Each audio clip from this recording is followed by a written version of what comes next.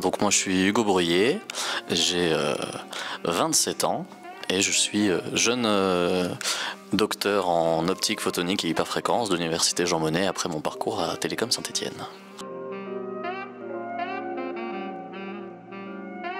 Alors avant Télécom, donc j'ai fait collège, lycée de manière assez classique, lycée scientifique en sciences de l'ingénieur, et avant Télécom j'ai un parcours un peu particulier, éclectique, j'ai fait un DUT en mesure physique, donc je suis un technicien avant d'être parti à Télécom pour faire de l'ingénierie en optique et photonique. Pas de prépa, ni prépa intégrée, donc c'est passé par un petit concours, un petit entretien, sans passer par les grandes phases de concours qui sont faites avec le concours JP Polytechnique.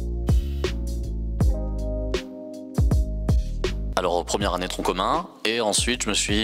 suis parti vers le parcours qui anciennement était le parcours 5, donc avec une majeure en optique photonique et une mineure en vision industrielle et en imagerie.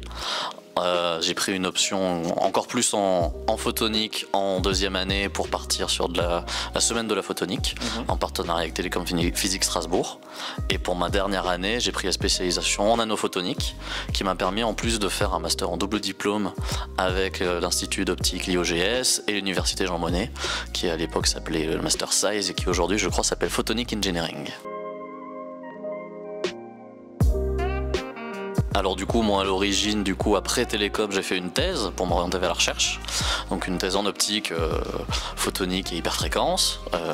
pour développer un capteur optique pour de la pollution atmosphérique. Ce qui m'a ensuite mené naturellement vers le boulot de chercheur. Donc aujourd'hui, je suis chercheur CDD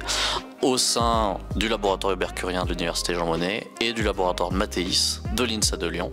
dans une thématique qui est un peu différente de celle de ma thèse, pour du traitement de surface par laser impulsionnel, pour une application biomédicale. Et donc mon boulot aujourd'hui de chercheur, il consiste principalement à avoir de la veille technologique, de l'expérimentation, beaucoup, un petit peu de management de stagiaires, d'aide à la recherche pour des doctorants qui sont sur le projet, et aussi de la communication, donc des résultats de recherche, que ce soit par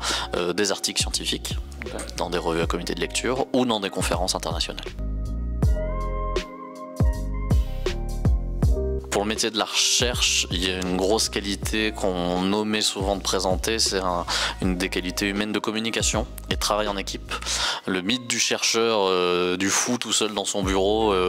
c'est assez faux. On travaille toujours en équipe avec des gens et c'est un travail qu'on ramène de temps en temps chez soi. Donc il faut pouvoir avoir une bonne entente pour que tout se passe bien. Des aspects de communication aussi de manière générale, pour des gens spécialistes et des non spécialistes, que ce soit dans les communications avec les gens de son équipe ou dans des communications internationales avec des gens qui ne sont pas forcément des spécialistes, et surtout aussi une grosse autonomie et une capacité à toujours s'auto-former avec un truc qui est un peu classique et un peu bateau, mais dire une énorme curiosité à avoir à la fois sur ton domaine de recherche et tout ce qui gravite autour de ce domaine pour pouvoir avoir de la nouveauté, des nouvelles idées. Yes, alors Télécom, ce que ça m'a apporté, c'est des connaissances générales en plusieurs thématiques qui m'ont servi ensuite durant ma thèse. Donc j'ai fait le parcours optique, donc évidemment tous les cours d'optique, ça m'a servi, mais aussi des cours d'informatique, parce que j'ai eu à faire des codes d'informatique sur des applications, et aussi des cours de traitement d'image et traitement du signal qui m'ont servi pendant mes études, et aussi cette capacité qu'ont les études d'ingénieur à demander d'être formé sur des sujets un peu différents, avec une spécialisation, mais une formation un peu éclectique aussi. Je pense ce qui est intéressant à Télécom Saint-Étienne, c'est qu'on a la formation spécifique, que ce soit en optique, en imagerie, en vision, en informatique, et l'obligation d'avoir une complémentaire, une mineure, pour se former sur les domaines un petit peu différents, et du coup avoir par la suite cette capacité à être curieux et se former sur d'autres domaines que celui qui est spécifique de nos études.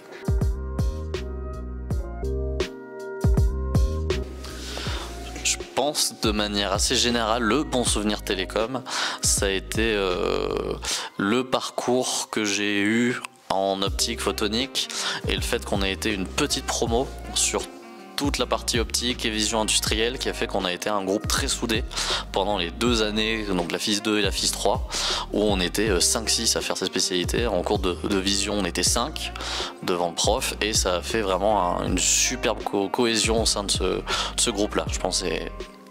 un bon souvenir, un peu diffus dans le temps, mais le gros souvenir de Télécom, ça a été ça.